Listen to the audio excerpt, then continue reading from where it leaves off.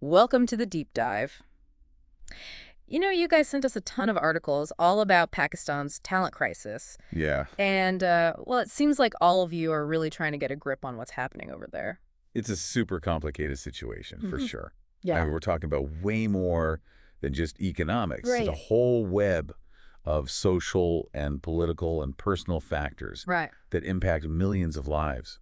And I think the first thing that really stood out to me from these articles is Yeah. the massive scale Scale, yeah. of this exodus. Yes. It's not just a few people here and there. It's Uh-huh. like a tidal wave of skilled professionals leaving the country. Yes. We're talking about doctors and engineers, Yeah. IT specialists. They're all seeking greener pastures elsewhere. It's really concerning. Yeah, I think what's especially concerning is that yeah, it's not just your typical labor migration, yeah. where people move for temporary work and then come back. Right, right. This is what we call brain drain. It's the loss of highly skilled professionals Yeah. who are so crucial for a country's long-term development. So, Yeah. why is brain drain such a big deal? It's a matter of scale and impact. Okay. When a country loses, a significant portion of its doctors, Mhm. engineers, its scientists, and other highly skilled individuals, Yeah. it erodes the very foundation for innovation, Yeah. for infrastructure development, Yeah. and overall progress. Right. Imagine a sports team losing its star players. Yeah. It weakens the whole team, and it really limits its potential for success. That makes sense. Yeah. That's a good analogy. Thanks. So one of these articles highlighted a really compelling story Oh, yeah. of a guy named Assad who moved back to Pakistan from Canada in 2015, Right. really hoping to contribute to his home country. I've heard stories like that. Yeah. This desire to return and give back, it's really common. Yeah. But his experience turned sour pretty quickly when he came face to face with the reality of Pakistan's cost of living crisis. Yeah. I mean, Even with both he and his wife working, oh, wow. they couldn't make ends meet. It's a really sad story, but it shines a light on a larger trend. Absolutely. How bad is this cost of living crisis? It's pretty bad. Yeah. These articles paint a really grim picture. Yeah. One article mentioned how electricity bills can actually be more God, than rent payments. seriously. Yeah, and staple foods like milk Uh-huh. cost more in Karachi than in some of the world's wealthiest cities. Oh, wow. Yeah, That's insane. it's crazy. Okay, so it's way more than just rising prices. Yeah. What else did you find in these articles? Well, one issue that kept popping up Yeah. was Pakistan's struggle with tax collection. Oh, yeah. It's a real catch-22. Okay, help me understand that one. So Pakistan has one of the lowest tax revenue rates in the entire region. Right. And that really limits the government's ability to fund essential services and development projects. Mhm. So they really need more tax revenue. Okay. But the system they have now Yeah, is riddled with inefficiencies, I see. like a huge part of their economy. Yeah. Agriculture and retail are largely untaxed. Oh, wow. Yeah. So the people that are paying taxes must be feeling the pressure. Yeah, absolutely. Yeah. Especially professionals and industrialists. Okay. They're already dealing with the economic crisis. Right. And then you add high tax rates on top of that. Right. It just makes them want to leave even more. So that puts the government in a tough spot. Yeah. They need more money, Yeah, but if they raise taxes even more, people might leave. exactly. And that's where the IMF comes in, right? Right. These articles all talk about Pakistan's history of borrowing from the IMF Yeah. and all the conditions that come with those loans. What kinds of conditions are we talking about? Well, some recent examples in Pakistan include record-breaking tax hikes Okay. and increases in electricity and gas prices. So while these measures might make sense to stabilize the economy, From a macro perspective, yeah. it also adds to the burden on everyday people. Exactly. It leads to public discontent and frustration. Right. It's a delicate balancing act, Yeah. trying to stabilize the economy, Yeah. but also managing the social and political fallout Right. from all these tough decisions. Okay. And this economic pressure often spills over into the political arena, Right. which brings us to another key factor, political instability. Yeah, the articles definitely touch on the political unrest in Pakistan, Yeah. including, the ousting of the former prime minister. Right. Imran Khan. Yeah. Yeah. How does that fit into all of this? Well, imagine trying to fix a leaky boat Okay. in the middle of a storm. I see. Political instability creates a lot of uncertainty. Right. Makes it super difficult to implement long-term economic reforms. Mm, So investors, both domestic and foreign, Yeah. they become hesitant. right. And businesses, Yeah. they struggle to make long-term plans. So it's this vicious cycle. Economic troubles lead to political unrest. Yep. Which then makes it harder to fix the economy. That's the situation in Pakistan right now. Yeah. A complex web of interconnected challenges. Okay. No easy solutions. Wow. Okay. I'm getting a much clearer picture now of how serious this situation is. Yeah. But is there any hope for Pakistan? Okay. Can they turn things around? It's not going to be easy. Right. It won't happen overnight. Okay. There are no quick fixes. Mm-hmm. But there are potential solutions Okay. that require bold action and commitment from everyone involved. So let's dive into those potential solutions. Sure. What needs to happen? Well, first and foremost, Yeah. getting inflation under control, Okay. that has to be priority number one. Right. The government needs to take steps Yeah. to stabilize prices and give people some breathing room. Okay. Otherwise, the middle class is just going to keep shrinking Right. or make people leave. So you're saying we need to create an environment where people feel like they can actually afford to stay in Pakistan. Exactly, and build a life there, Right. not just survive. So what else? Alongside controlling inflation, Mm-hmm. they need to create more jobs Okay. and foster a more business-friendly environment. Okay, how do you do that? Attract investment, encourage entrepreneurship, Yeah. make it easier for businesses to operate. Okay. These are crucial steps. So you mentioned tax reforms are crucial. Yeah. But how do we make sure that doesn't just punish the people who are already struggling? That's the key. How do you increase revenue? Yeah. But also be fair? You're hitting on a really important point. Yeah. It's not just about raising taxes. Okay. It's about reforming the entire system, I see. broadening the tax base Okay. so that everyone contributes fairly, Mm-hmm. closing loopholes, Right. tackling corruption Yeah. within the tax administration. Okay. These are all essential parts of effective tax reform. That sounds like a huge undertaking. It is. Has anyone else done that successfully? There are definitely examples. Okay.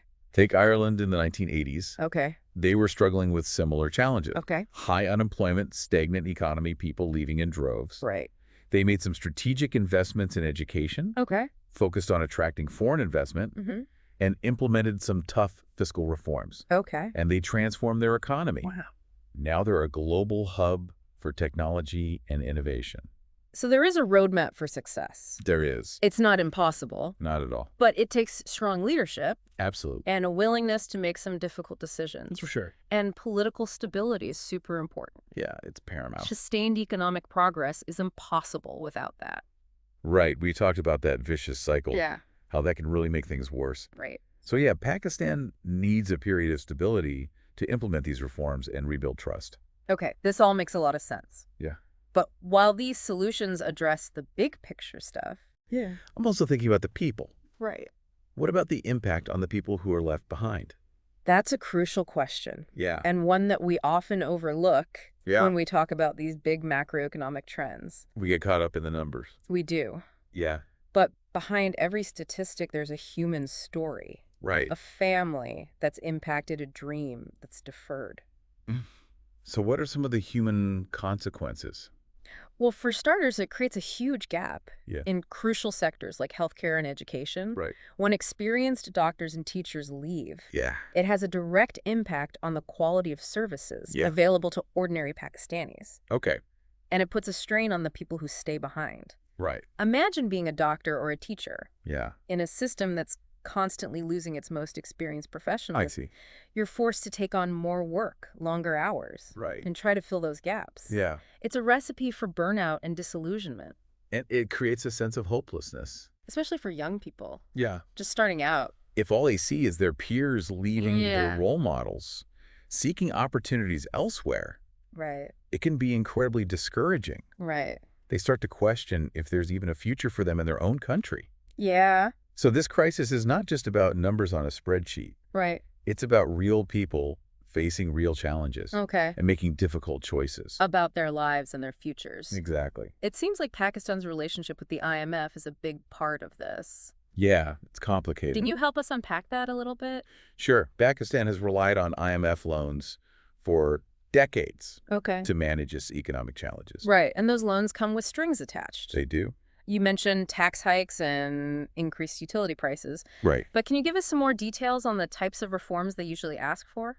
Okay, so one common condition is a reduction in government spending, Okay. often through cuts to social programs and public services. I see. These austerity measures aim to reduce budget deficits. Okay. But they can also lead to job losses, Right. reduced access to healthcare and education, Yeah. and increased hardship for the most vulnerable. So it's like a trade-off. Yeah. Short-term economic stability, Right. but at the cost of long-term social well-being. It's a key point of contention, for sure. Yeah. Another frequent condition is privatization of state-owned enterprises. Okay. The idea is that private companies are often more efficient Right. and can attract foreign investment. But that could lead to job losses It could. and services becoming less affordable. Yeah, especially if those services were subsidized by the government before. Okay, so there are downsides to consider. Definitely, even if the goal is to stabilize the economy. So it's not a one-size-fits-all solution. Exactly. The best approach will always depend on the specific circumstances Okay. of each country and the potential social impact of these reforms. Right. Some critics argue that the IMF's focus on austerity and privatization has actually made things worse. It's a complex issue, Yeah. and there are valid arguments on both sides. Okay. But critics point to the fact that these policies can lead to job losses, Right. reduced social spending, and increased economic hardship. So in a way, the IMF's interventions, while intended to help, might be pushing talented professionals to seek better opportunities elsewhere. That's the argument. It seems like we keep coming back to this idea of balance. We do. Balancing economic stability with social well-being, Yeah, balancing short-term gains with long-term sustainability. exactly. And one crucial aspect we haven't talked about yet Yeah, is the role of social and cultural factors in all of this. right. They can't be ignored. What are some of the cultural factors? Okay, well, for one, there's a strong emphasis on education and professional achievement Okay. in Pakistani culture. Mm-hmm. Parents often encourage their children to pursue higher education Right. and seek out opportunities for advancement, Even if that means going abroad. even if it means going abroad. So it's almost like built into the culture to strive for excellence. In a way, yes. Even if that means leaving. And there's also a perception, Yeah. often reinforced by media and personal networks, Okay. that the opportunities for professional growth and personal fulfillment Mm-hmm. are greater in developed countries. So it's a combination of internal drive and external perception. Exactly. Okay. And then there's the issue of social mobility. Right. In Pakistan, like in many developing countries, Yeah. social hierarchies can be pretty rigid. Right. It can be hard to break out of that mold Mm. and achieve upward mobility, Yeah. especially if you come from a disadvantaged background. So for some people, leaving might be a way to escape those limitations. It is. Yeah. And create a better life for themselves and their families. So it's not just about money or opportunity. No, it's not. It's also about aspirations, Yeah, social mobility, absolutely. the desire for a big life. It's important to understand that these cultural factors don't operate in isolation. Right. They interact with the economic and political realities Yeah. to create this really complex tapestry of motivations. Okay, we've covered a lot of ground here. We enough. We've talked about the economic, the political, Yep. and the social factors driving this crisis. Yeah. But I'm still wondering, what can be done? Right. What can Pakistan do to stem this tide of brain drain? Addressing the economic instability is crucial, Okay. but they also need to invest in education and skills development. Okay, so invest in human capital, Right. not just view people as another resource. Exactly. And political stability. Yeah. Creating a more stable environment is essential. It builds confidence in investors and entrepreneurs, Right. and it gives people a reason to believe in the future of their country. So reduce the risk and uncertainty. Exactly. And tackling corruption. For sure. Improving governance. Yeah, Pakistan needs a more transparent and accountable system. Right, so create a more equitable and just society. That's the goal. Where people feel like the system works for them, Yes, not just for a select few. exactly. And it also involves addressing social and cultural barriers. Right. Pakistan needs to be more inclusive and tolerant, Okay. value diversity, and empower individuals from all backgrounds. That's a holistic approach, It is tackling all these challenges at once. big challenge, but You mentioned earlier that it's not impossible. right, there are success stories out there. Okay. It takes vision leadership Yeah. and a sustained commitment to change.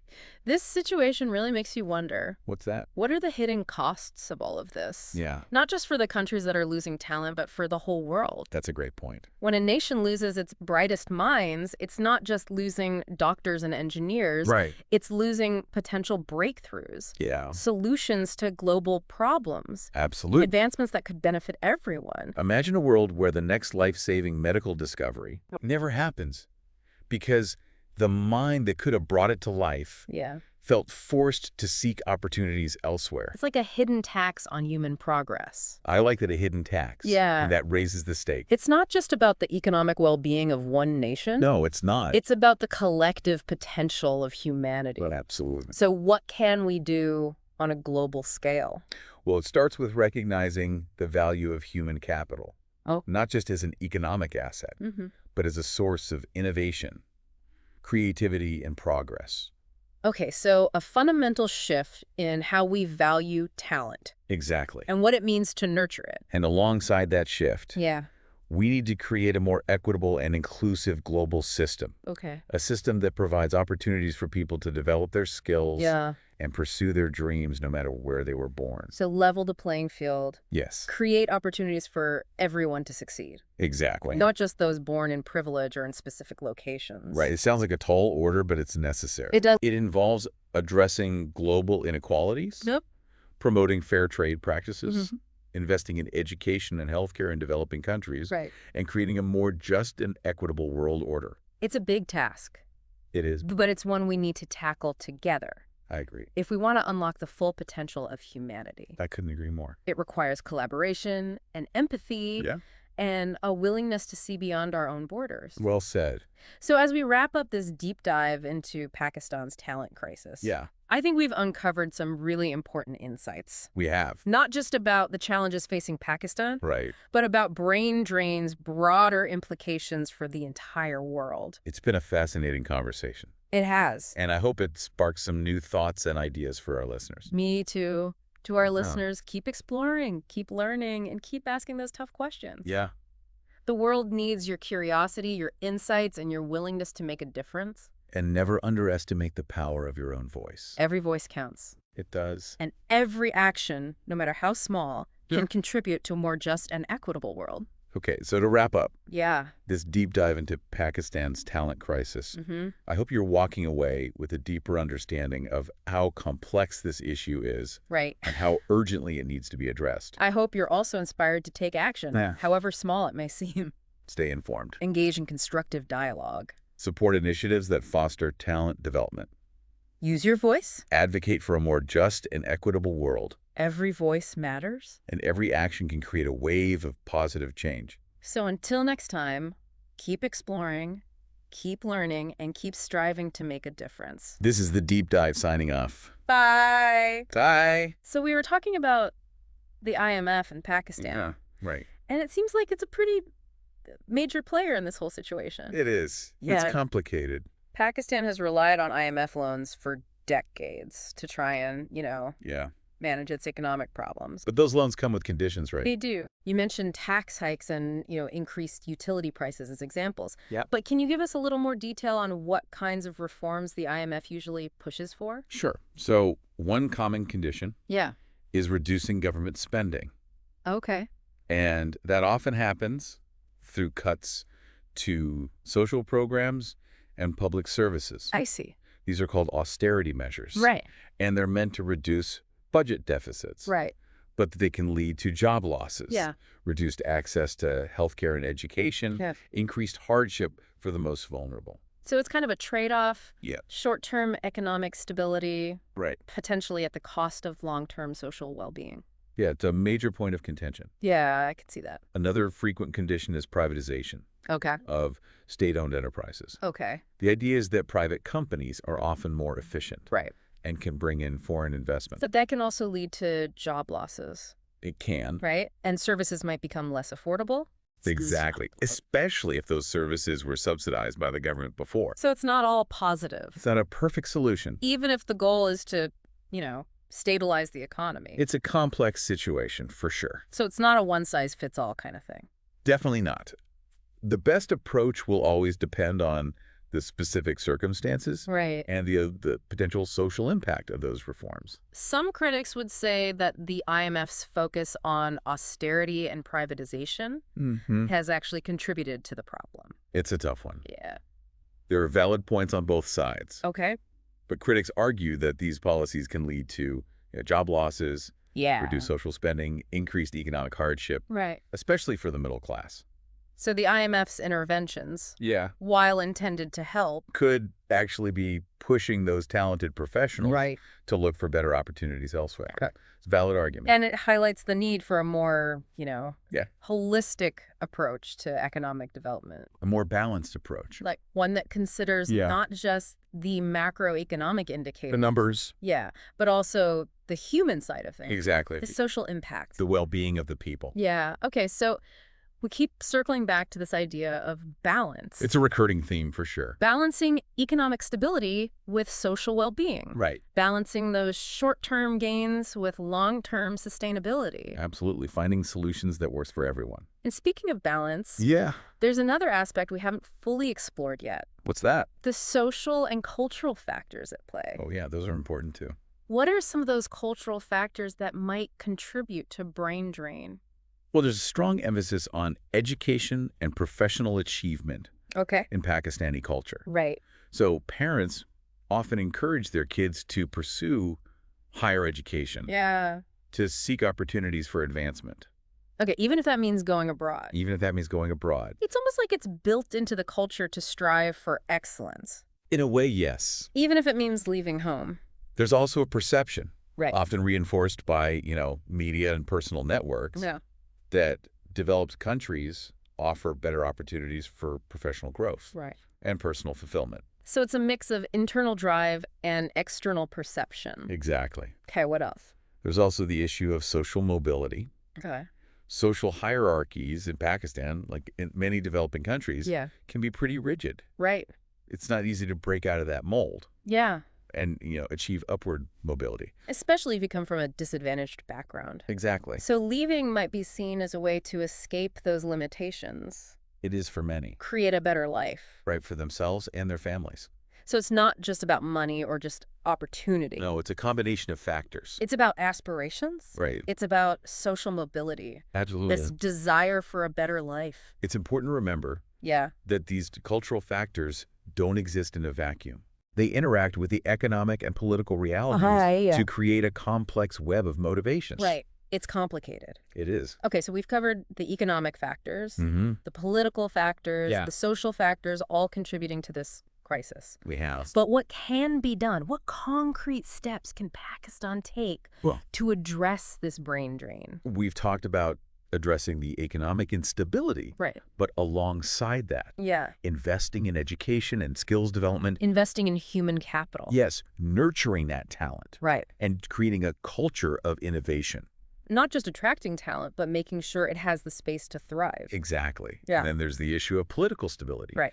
A predictable, stable political environment is essential. So reduce that risk and uncertainty that Yeah. comes with all the political turmoil. And then there's tackling corruption Yeah. and improving governance. Okay. Pakistan needs a system that's more transparent, Right. more accountable. So creating a society that's more equitable and just, That's the goal, a society where people believe the system works for them. not just for a select few. Exactly.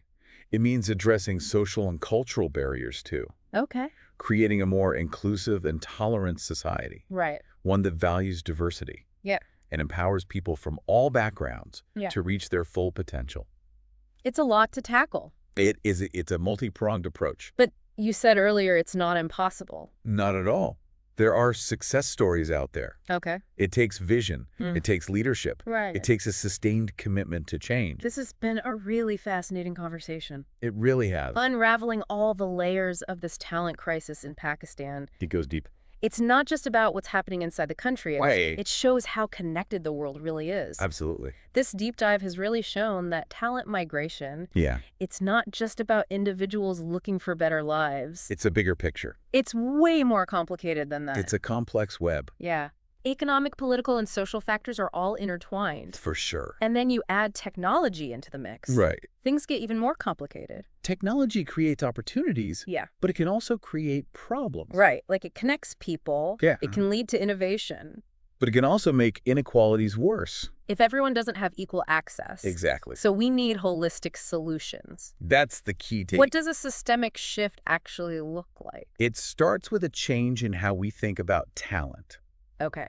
We have to stop seeing talent as something to be exploited All right. and start seeing it as a valuable resource to be nurtured. So invest in education. Absolutely. Foster a culture of innovation. Yes. Create an environment where people feel valued. Yeah, where they feel empowered. So it's not just about attracting talent. Right. It's about creating the right conditions for it to grow. Exactly. What else? Strengthen governance, Okay. promote transparency and accountability, make sure that everyone benefits from economic growth. So it all comes down to trust.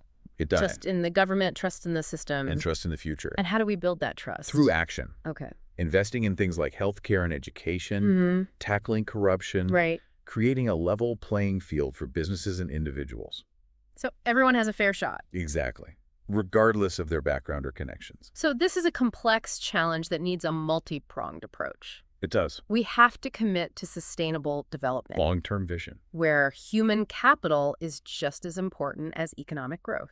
Couldn't agree more. And you mentioned earlier that this isn't just a problem for Pakistan. Right. It affects the whole world. Brain drain has global implications. It can hinder progress in so many fields. If a country loses its best and brightest, the whole world loses out. Every talented individual who leaves Yeah. is a potential breakthrough that might never happen. That's a powerful way to think about it.